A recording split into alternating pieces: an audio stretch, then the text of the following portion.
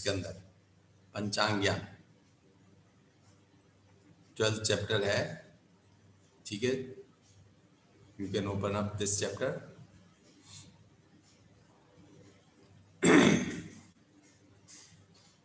अब इसमें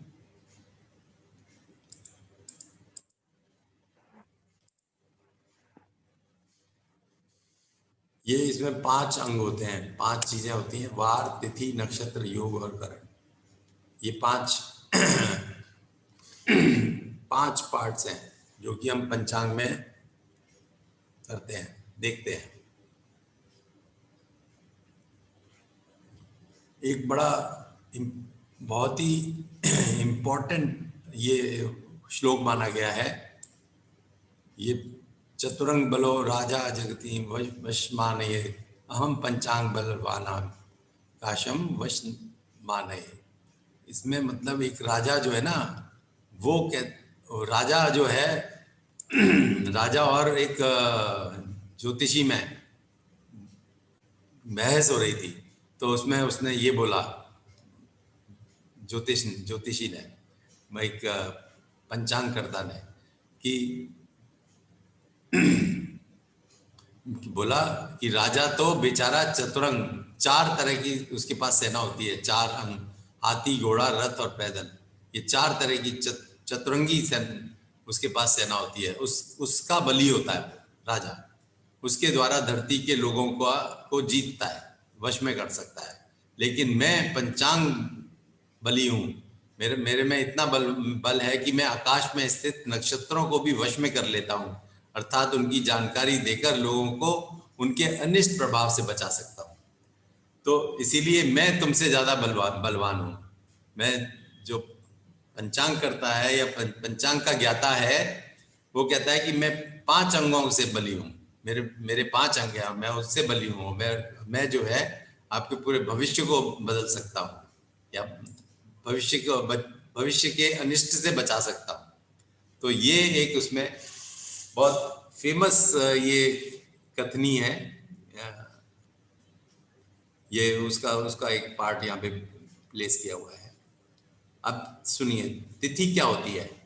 आपने तिथि तो देखा ना, 30 तिथियां होती हैं। तिथि कैसे बनती है कि जैसे जैसे चंद्रमा सूर्य से आगे चलता जाता है, चंद्रमा जो है सूर्य के साथ होता है, तो मतलब 0 डिग्री हो गया उसका डिस्टेंस, तो वो कहलाएगी अमावस्या। और चंद्रमा जब सूर्य से 180 डिग्री दूर होता है, बिल्कुल अपोजिट होता है, तो उसे कहते हैं पूर्णिमा। बेसिकली चंद्रमा और सूर्य के दोनों में डिफरेंस जो है वो बताता है तिथि क्या है। तिथि के लिए चंद्र स्पष्ट, चंद्रमा की डिग्री माइनस सूर्य स्पष्ट, सूर्य की डिग्री, डिवाइड बाय 12 करते हैं, तो इससे क्या है कि इससे ऑटोमेटिकली हमारे पास 360 डिग्री आ जाती हैं। 360 डिग्री में से कुछ भी अंतर आएगा और उसको डिवाइड बाय 12 करेंगे, तो हम 1 से लेके 30 तक का नंबर आएगा, वो हमारी तिथि हो गई। तो 1 से 15 तक तो पूर्णिमा वो हो जाएगा, शुक्ल पक्ष हो जाएगा, और 16 से लेके 30 तक का जो है वो कृष्ण पक्ष हो जाएगा। और जब 30 हो जाएगा तो मतलब ये 30 या 0, दैट इज इट मीन्स वो हो गया न्यू मून डे, अमावस्या हो गई। अब ये आप कहेंगे कि चंद्रमा से सूर्य को घटाएंगे तो कई बार माइनस में भी रिजल्ट आना चाहिए, और कई बार घटाना पॉसिबल नहीं होना चाहिए। ऐसा भी हो सकता है ना कि चंद्रमा कम डिग्री पे है, सूर्य ज्यादा डिग्री पर है। जब भी चंद्रमा कम डिग्री पर होगा और सूर्य ज्यादा डिग्री पर होगा, तो हम क्या करेंगे, इसमें चंद्रमा में 360 डिग्री जोड़ लेंगे घटाने से पहले। 360 डिग्री जोड़ के घटा देंगे तो फिर हमें वो बैलेंस मिल जाएगा। और अगर मान लो हम चंद्रमा बड़ा है, सूर्य छोटा है, तब तो कोई दिक्कत ही नहीं है। अगर वैसे भी घटा लेते हैं मान लो, तो नेगेटिव में भी आंसर अगर आ जाता है, नेगेटिव में आंसर आ जाए तो 360 जोड़ दीजिए उसमें, तो 300 से वो पॉजिटिव में आंसर आ जाएगा। तो इस तरह से हम जो डिग्री का घटाना बढ़ाना, माइनस प्लस माइनस जो करते हैं, उसके अंदर हम 360 डिग्री कभी भी उसके अंदर ऐड कर सकते हैं या माइनस कर सकते हैं, उससे कोई रिजल्ट में फर्क नहीं पड़ता है। वार तो आप जानते ही हैं, वार को मैं इसको ज्यादा डिटेल नहीं, टाइम वेस्ट करने की जरूरत नहीं है। नक्षत्र, नक्षत्र में क्या होता है कि चंद्रमा की डिग्री को हम 13 डिग्री 20 मिनट से डिवाइड कर देते हैं। 27 नक्षत्र होते हैं, तो 13 डिग्री 20 मिनट से डिवाइड, 13 डिग्री के हो गए 780 मिनट, और 20 मिनट तो 800 मिनट, 800 मिनट से डिवाइड कर लो, या 13 डिग्री 20 मिनट से डिवाइड कर ले, तो वो नक्षत्र आ जाते हैं हमारे पास। 1 से लेके 27 तक नक्षत्र आ जाते हैं। उनके अनुसार ही हम यहाँ पर ये 27 नक्षत्र हैं। ये अश्विनी, भरणी, कृतिका, रोहिणी, मृगशिरा, ये इस तरह के 27 नक्षत्र हैं। ये 27 नक्षत्रों की जो सीक्वेंस है, ये इसमें पहला नक्षत्र जो है वो केतु का है। पहला केतु, 10वां केतु, 19वां केतु, ये पहली लाइन जो है वो केतु की है। दूसरी लाइन जो है वो शुक्र की है। तीसरी लाइन सूर्य की है, फिर चंद्रमा, फिर मंगल, फिर राहु, फिर गुरु, फिर शनि, और लास्ट में बुध। तो ये इस तरह से ये पूरी लाइन, ये 3 नक्षत्र बुध के हैं लास्ट के। इनको हम, ये नक्षत्र आ गए 27। इन नक्षत्रों के भी देवता हैं, जैसे अश्विनी कुमार, अश्विनी का अश्विनी कुमार देवता है, भरणी का काल देवता है, कृतिका का अग्नि देवता है, रोहिणी का ब्रह्मा है। ये देवता हैं 27 नक्षत्रों के, सब ये अलग अलग देवता हैं। और नक्षत्र स्वामी तो आपको बता ही दिए, वो तो वही हैं नक्षत्र स्वामी। इन नक्षत्रों में भी ना, इनके भी नेचर है, नेचर के हिसाब से इनका डिवीजन किया गया है।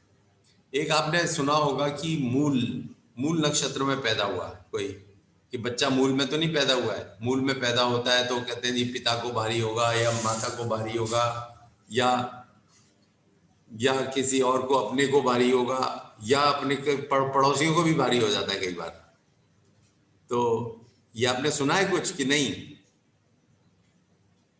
मूल नक्षत्र के बारे में कभी कोई ऐसे शब्द सुना है?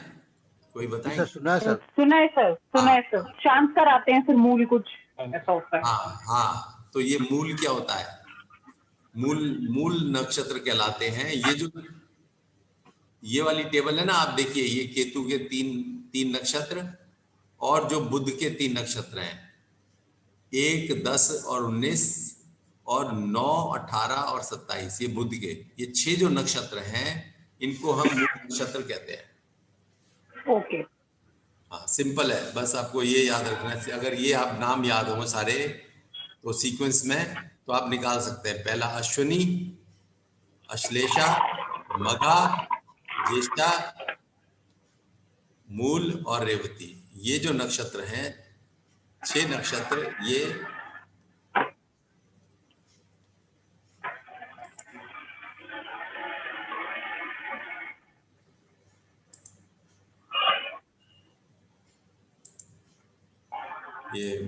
अंशिका जी को म्यूट करना, ठीक है।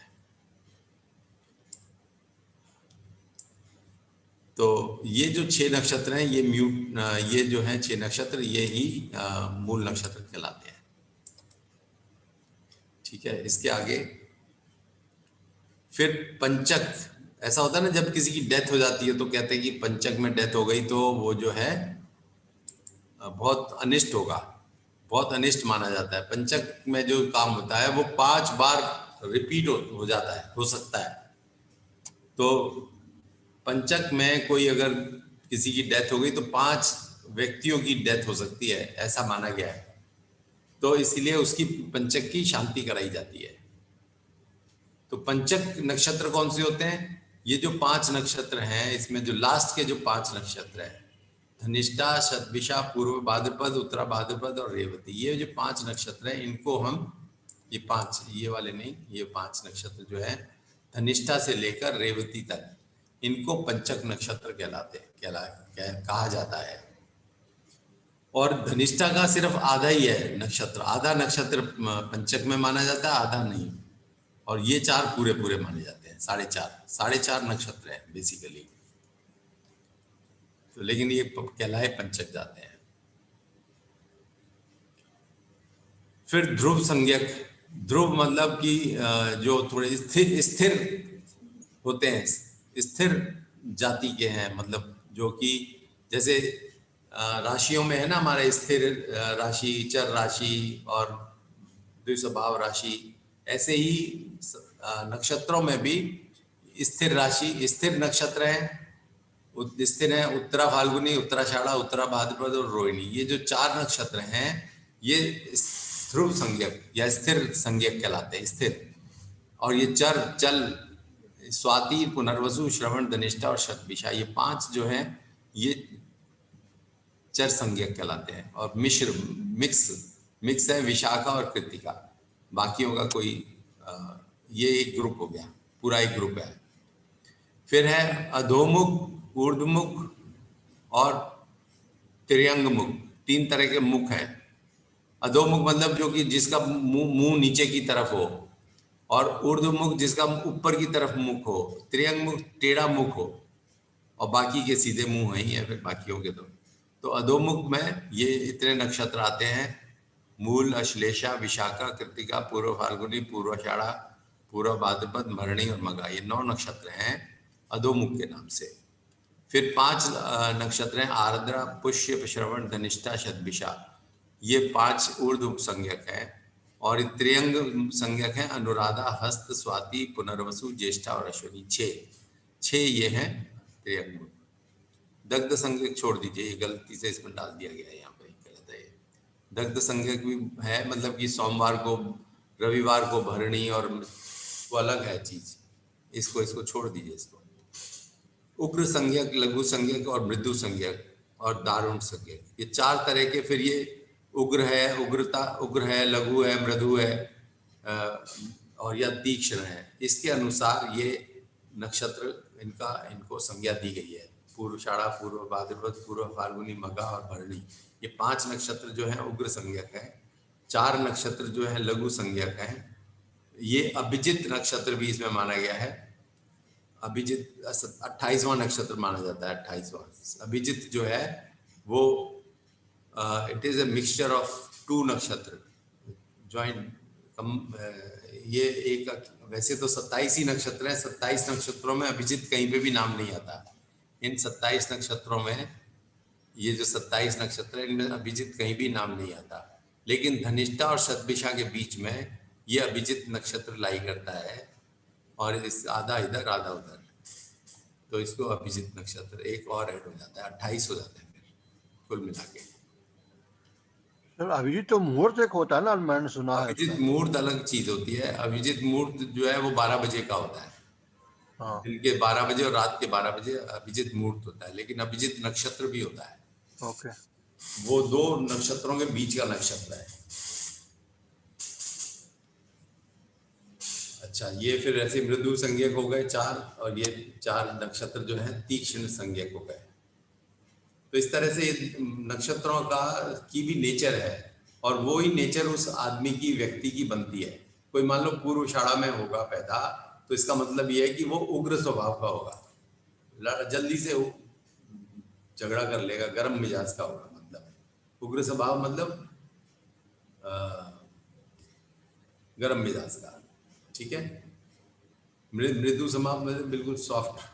तीक्ष्ण स्वभाव मतलब तेज तर्रार जिसे कहते हैं। लघु संज्ञक मतलब थोड़ा बिल्कुल हल्के से, मतलब बहुत सॉफ्ट। लघु संज्ञक सॉफ्ट स्वभाव का। अच्छा, अब इसके बाद अब आपको मैं इसमें बताऊंगा कि ये जो है ना, ये नक्षत्रों के कैरेक्टर है। अश्विनी नक्षत्र के हर एक नक्षत्र के 4 कैरेक्टर हैं, एक डिवीजन का।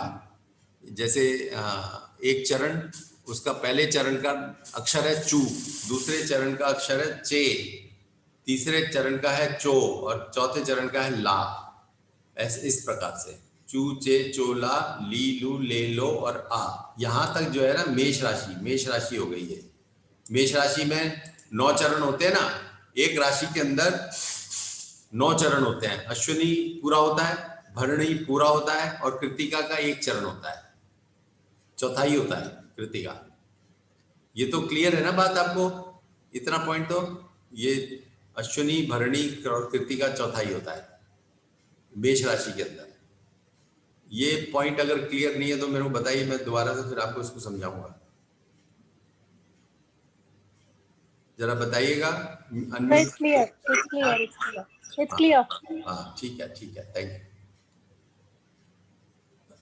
तो फिर हर चरण का एक एक अक्षर है, अक्षर के साथ में मात्रा भी है, और ये जो 9 अक्षर हैं आ चू से लेके आ तक, ये हमारे कहलाए जाते हैं राशि के नाम, राशि के अक्षर।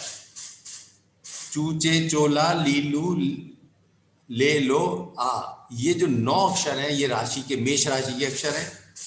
4 अक्षर जो हैं ये अश्विनी के हैं, ये 4 अक्षर भरणी के हैं, 4 अक्षर कृतिका के हैं, लाइक दैट। और इस तरह से हम जो पैदा हो रहा है, जैसे अभी हम हॉरोस्कोप दिखाया था आपको, उसमें देखिए दोबारा से,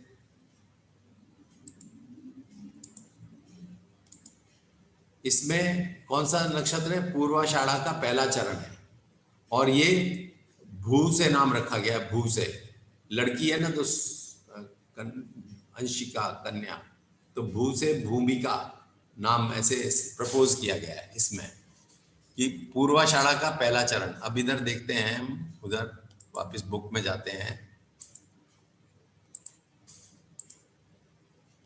पूर्वाषाढ़ा, ये रहा पूर्वाषाढ़ा, पूर्वाषाढ़ा का पहला चरण है भू, फिर धा, फिर फा और अड़ा। तो इस तरह से पहले अक्षर जो है वो इसलिए वहां पे भू लिखा गया है, क्योंकि पूर्वाषाढ़ा के पहले अक्षर में जन्म है, इसीलिए भू से नाम होना चाहिए, और अगर दूसरे चरण में होता तो धा में होता। और उस राशि का अगर आप लेते हैं तो राशि कहां से कहां तक है, देखिए ज्येष्ठा तक तो खत्म हो गया, मूल से शुरू होता है, मूल से धनु राशि शुरू होती है, मूल नक्षत्र से धनु राशि के चार करेक्टर ये, फिर 4 करेक्टर पूर्वाषाढ़ा के, और उत्तराषाढ़ा का 1 करेक्टर भे। तो ये यो भा भी भू धा फा ढ़ा भे, ये मिला के हमारे 9 अक्षर जो है धनु राशि के अक्षर माने जाते हैं, धनु राशि के अक्षर हैं। और उसमें पूर्वाषाढ़ा का सिर्फ एक के पहले चरण का एक ही अक्षर है, वो भू है। और इस प्रकार से भू नाम जो है मोस्ट लॉजिकल नाम है। नहीं तो ऐसा भी करते हैं कई बार कि हम नक्षत्र के अनुसार नाम रख लेते हैं, भू से नहीं मिल रहा तो धा से रख लिया, फा से रख लिया।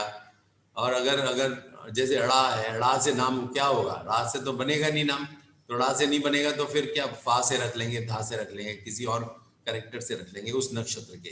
और तो जैसे मेरी डॉटर का हमने क्या किया था, भू से नाम निकला था, तो वो पत्री नाम वो है, लेकिन हमने नाम उसका अपने हिसाब से रख लिया। हाँ, वो अलग बात है। हाँ, क्योंकि उसमें पहले जैसे हम ये करते थे कि नक्षत्र से नाम रखते थे ना, तो इससे क्या है कि उसको राशि वगैरह निकालने की जरूरत नहीं पड़ती थी, वो राशि उसके नाम में छुपी रहती थी।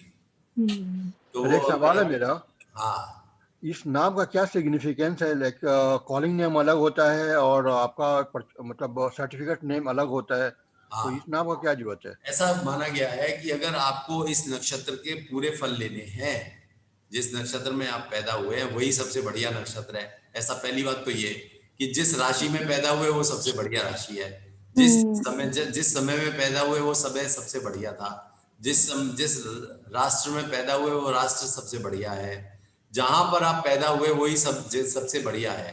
तो जिस नक्षत्र में पैदा हुए वो सबसे बढ़िया नक्षत्र है आपके लिए। आपके दूसरों के लिए क्या होगा उन्हें तो, हम इंडिया में पैदा हुए, हमारे लिए तो इंडिया ही सबसे बढ़िया है ना। और इंडिया में पैदा हुए, अगर हम किसी एक गांव में पैदा हुए तो हमारे लिए तो वो गांव ही हमारे लिए तो पूरा विश्व है ना। तो इसीलिए वो, क्योंकि इसीलिए तो कहते हैं ना कि आपको जमीन से लगाव होता है, आपको जहाँ पैदा होते हो वहां पे उससे लगाव होता है। तो वही तो लगाव है कि इसी प्रकार से आपको अपने परिवार से लगाव होता है कि नहीं होता। आपको इसी प्रकार से आपको अपने उसका पूरा फायदा उठाना है। जैसे आप जिस परिवार में पैदा हुए, जिस देश में पैदा हुए, तो उसका पूरा फायदा उठाना है, तो वहां का ही आपको गुणगान करने पड़ेंगे ना। आपको इसी प्रकार से अगर अपने नक्षत्र का पूरा फायदा उठाना है तो उसके गुणगान करने पड़ेंगे ना आपको। तो उसी से आप नाम रखिए अपना, उसी के अक्षर से, तो उसका पूरा पूरा लाभ मिलेगा। ये इसका एक इसकी अंडर छुपी हुई इसकी जो भी इसकी लेकिन सर हाँ जैसे अश्विनी नक्षत्र है, वो मूल नक्षत्र में चला गया, वो मूल नक्षत्र में चला गया, हाँ तो अपने पिता के लिए तो नुकसान करेगा, हाँ राइट? हाँ। तो उस नक्षत्र के नाम हम रखते हैं अगर, तो ज्यादा तो पावरफुल होता है, उसका पिता का ज्यादा नुकसान होगा ना फिर तो। नहीं नहीं, ऐसा नहीं माना गया। उसका उसका शुभ, तो हर चीज का ना शुभ पोर्शन भी तो होता है ना। आप किसी की सेवा करेंगे तो वो फिर आपको नुकसान नहीं करेगा ना, वो फिर वो भी जो आपका नुकसान करने वाला था वो भी लाभ देने लगेगा। ये भी तो है। ओके, ठीक है। हाँ, तो वो जो ग्रह जिसमें आप पैदा हुए हैं उसी से आप नाम रखेंगे तो उसका लाभ मिलेगा, ऐसा माना गया है। तो इसीलिए हमें उसी अक्षर से रखना चाहिए जहां तक हो सके। अगर आपने पूरा लाभ उठाना है उस राशि और नक्षत्र का तो, नहीं तो फिर आप जो मर्जी रखिए, फिर उस ऐसा फिर उसका लाभ जो है जैसा मिलेगा मिलेगा वो तो। और फिर भी हम ऐसा करते हैं नाम ढूंढने के लिए ज्योतिष के अनुसार हम ऐसी राशि का नाम रखते हैं, दूसरी राशि ऐसी होनी चाहिए जो कि उसकी फ्रेंडली राशि हो। मान लो चंद्रमा के राशि में आप पैदा हुए तो आप ज्यादा से ज्यादा गुरु की राशि में आप नाम रख लो। आप उसकी शनि की राशि में तो नहीं रखेंगे ना। फिर अगर चंद्रमा की राशि में पैदा हुए हैं तो उसका जो शत्रु है शनि की राशि का नाम नहीं रखेंगे। कम से कम गुरु का रख लिया, चलो सूर्य का रख लिया, मंगल का रख लिया, तो इन राशियों का रख लेंगे, बाकियों का नहीं रखेंगे। तो ऐसा माना जाता है। तो ये हो गया आपका। आप इसमें पाया भी दिया हुआ है, देखिए आप इस नक्षत्र में पैदा हुए तो नक्षत्र पाया दो तरह से डिफाइन होता है। एक तो आपके भाव, चंद्रमा किस भाव में है, आपके कौन से हाउस में है, और एक होता है डिफाइन आपका ये नक्षत्र के हिसाब से। नक्षत्र के हिसाब से ये टेबल दी हुई है कि अश्विनी में पैदा हुए तो स्वर्ण पाय से पैदा हुए हैं, फिर भरणी में पैदा हुए स्वर्ण पाद से पैदा हुए हैं, इस तरह से। और ये रजत पाद, आरद्रा, पुनर्वसु, पुष्य, श्लेषा, इनमें रजत पाद से पैदा हुए हैं। फिर ये ताम्र पाद है, और फिर लास्ट में लोह पाद है, और लोह के दो ही हैं, और फिर उसके बाद फिर स्वर्ण पाद है। तो स्वर्ण के 3 और 3 6 हो जाते हैं, लोह के 2 ही होते हैं, और रजत ताम्र के भी 3 और 3 6 और 3 9 हो जाते हैं। 9 और 6 15 और 2 17, तो 10 जो है रजत के हैं। ठीक है। अब दूसरा जो इसमें पाए का हिसाब किताब आता है, ये तो एक पाया है, एक तरह का पाया है। इसमें आपको मैं दिखाऊं, 2 तरह से लिखा हुआ है। आपको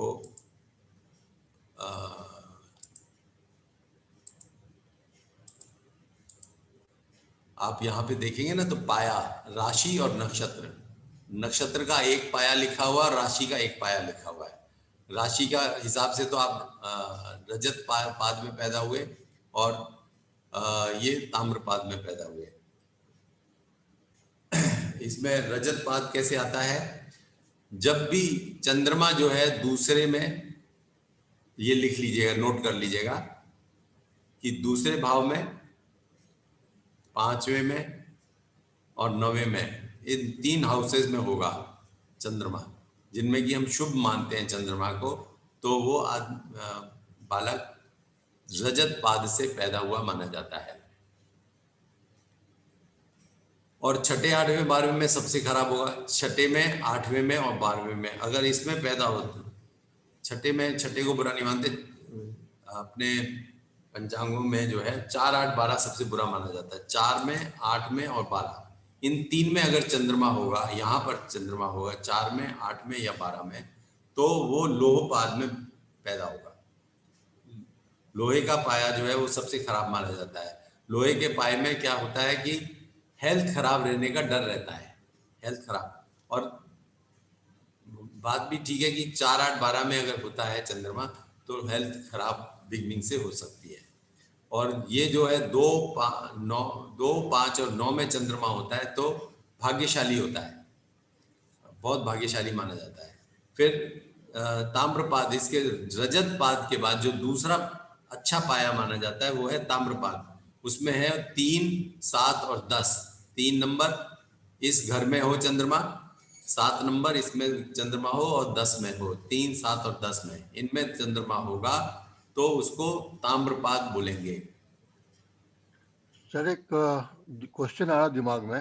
हाँ ये चतुर्थ घर जो होता है तो वो सुख का घर होता है ना, वो हैप्पीनेस हाउस है ना, वो हैप्पी हाउस है, लेकिन 4, 8, 12 जो है ना, देखिए कि पंचांग में मुहूर्त में हमेशा ये खराब घर माना गया है। शादी के लिए भी ना हम अगर किसी को अवॉइड करते हैं चंद्रमा को चंद्रबली बनाने के लिए, 4, 8, 12 में चंद्रमा नहीं होना चाहिए, ओके। ऐसा माना गया है। हमेशा यही देखते हैं। वही मैं सोचा था, छठा घर तो है, छठा तो शत्रु का छठे घर को हो बुरा गया। नहीं मानते, छठे को बुरा नहीं मानते हैं। ओह, मुहूर्त में हम्म, छठा घर बुरा नहीं माना जाता। ठीक है। चौथा घर सबसे ज्यादा बुरा माना जाता है। ओके। चौथा, 8वां और 12, 3। सर ये 3, 7, 10 में क्या माना जाता है सर? और 3, 7, 10 जो नहीं, अब जो बचा 3, 7, 10 वो ताम्रपाद हो गया। 3, 7, 10 ताम्रपाद हो गया और जो बचा 1, 6, 11, 1, 6, 11 बचा, उसको स्वर्णपाद कहते हैं। तो ताम्रपाद जो है वो हेल्थ के लिए बहुत अच्छा है। रजतपाद जो है फाइनेंस के लिए बहुत अच्छा है। लौहपाद जो है हेल्थ के लिए खराब है और स्वर्णपाद जो है फाइनेंस के लिए खराब है। स्वर्णपाद अच्छा नहीं माना जाता। ओह, ठीक है। अब यहाँ पर जो ये जो है अंशिका जी की जन्मपत्री लगी हुई है ये, तो इसमें जो है ये रजत पाद से पैदा हुई है राशि के अनुसार। राशि मतलब ये भाव के अनुसार। ये सेकंड हाउस में क्या हो गया, रजत पाद हो गया ना। और ये जी। नक्षत्र जो है पूर्वाषाढ़ा नक्षत्र है। पूर्वाषाढ़ा नक्षत्र जो है वो ताम्रपाद का जी। नक्षत्र। तो इसीलिए रजत पाद और ताम्रपाद दोनों ही बढ़िया हो गए। एक तरफ से तो फाइनेंस आ गया और एक तरफ से हेल्थ आ गई, तो दोनों तरफ से बढ़िया ही बढ़िया। इनका ये शुभ माना है, बहुत अति शुभ माना है। ठीक है जी। तो इस तरह से हम ये पाया निकालते हैं और आगे चलते हैं आगे।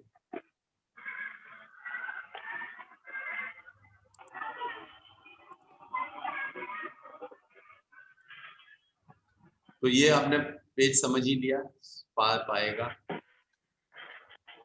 ये है अश्विनी भरणी, इसमें 4 चरण है, 4 चरण। ये राशि के अनुसार इसका डिवीजन दिया हुआ है और उसके विंशोत्तरी स्वामी या कह लो नक्षत्र स्वामी है ये। कृतिका नक्षत्र का स्वामी सूर्य है। 3 चरण तीसरा नक्षत्र है। इसका 1 चरण तो मेष राशि में होता है, 3 चरण वृष राशि में होते हैं। ये डिग्री वाइज 0 से 13 डिग्री 20 मिनट तक अश्विनी होता है, फिर 13 डिग्री 20 मिनट से 26-40 तक भरणी होता है। कृतिका 26 डिग्री 40 मिनट से लेके 10 डिग्री वृष राशि में 10 डिग्री तक होता है, ये कृतिका नक्षत्र होता है। फिर उसके बाद रोहिणी 10 डिग्री से लेके 23 डिग्री 20 मिनट तक रोहिणी होता है। तो ये टेबल है, आप देख सकते हैं इसको। टेबल को मैंने इसमें, this is a simple table, आप खुद भी देख सकते हैं। ठीक है।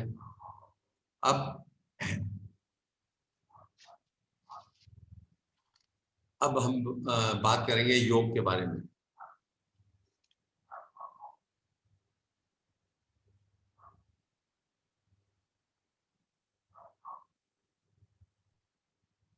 तो 27 योग होते हैं। 27 योग के लिए, अब योग निकालने के लिए जो सिंपल पद्धति है वो ये है कि चंद्र स्पष्ट प्लस सूर्य स्पष्ट, सूर्य और चंद्रमा की डिग्री को दोनों को जोड़ देते हैं और उसे 800 से डिवाइड कर दिया, यानी कि 13 डिग्री 20 मिनट से डिवाइड कर दिया, तो हमें 27 योग मिल जाएंगे। इसमें योग नाम ही योग दिया है क्योंकि योग है ना, ये सम है ना, सम। योग माने सम। तो ये sum of the two, moon plus sun. वो तिथि जो थी वो था मून माइनस सन, और ये है मून प्लस सन। ठीक है। तो जो इसका नंबर आएगा वो हमारे योग कहलाएंगे। और ये 27 योग जो है वो ये है: विश्वम प्रीति आयुष्मान सौभाग्य शोभन अतिगण सुकर्मा। ये पहला जो योग है वो 13 डिग्री 20 मिनट तक है। दूसरा योग जो है 26-40 तक है। तीसरा योग 40 डिग्री तक है। इस तरह से आगे आगे 27 नक्षत्र 27 ये योग हो जाएंगे। इनका नाम से भी आपको समझ में आता होगा, इनके ये स्वामी है, यम, विष्णु, चंद्र, ब्रह्मा, बृहस्पति वगैरह, ये स्वामी है। और योग के नाम से भी समझ में आएगा कि किस योग में पैदा हुए। तो ये विषकुंभ योग जो है अशुभ योग है, आयुष्मान योग जो है वो ये शुभ, प्रीति, आयुष्मान, सौभाग्य, शोभन, ये चारों शुभ योग है। फिर अतिगंड जो है अशुभ योग है।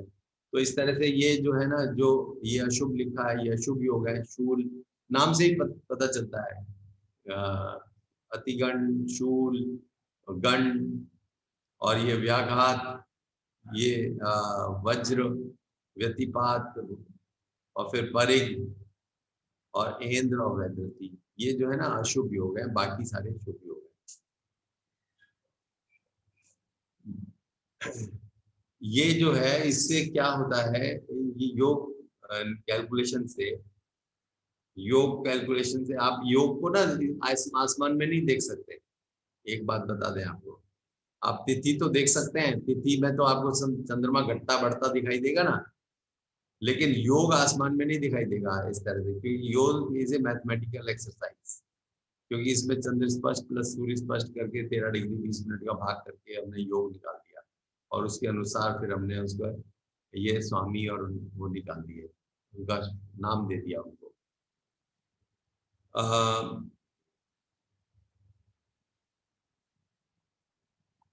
ये थोड़ी सी मैथमेटिकल एक्सरसाइज है और दिखाई देगा नहीं आसमान में, और ये इसीलिए कंप्यूटेशन में पंचांग में दिया हुआ होता है।